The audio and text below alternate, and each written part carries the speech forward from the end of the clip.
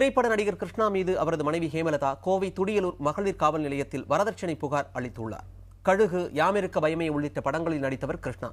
இயக்குனர் விஷ்ணுவர்தனின் சகோதரருமான இவருக்கும் கோவை மாவட்டம் மேட்டுப்பாளையத்தை அடுத்த பொத்திக்குட்டை பகுதியைச் சேர்ந்த ஹேமலதாவுக்கும் கடந்த 2014ஆம் ஆண்டு திருமணம் நடைபெற்றது.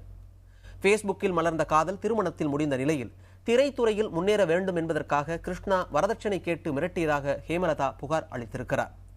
கிருஷ்ணாவிற்கு பல பெண்களுடன் தொடர்பு இருப்பதாகவும் அந்த புகாரில் ஹேமலதா குறிப்பிட்டுள்ளார். இதனையடுத்து கிருஷ்ணா மற்றும் அவரது பெற்றோர் மீது காவல்துறையினர் வழக்கு பதிவு செய்திருக்கின்றனர்.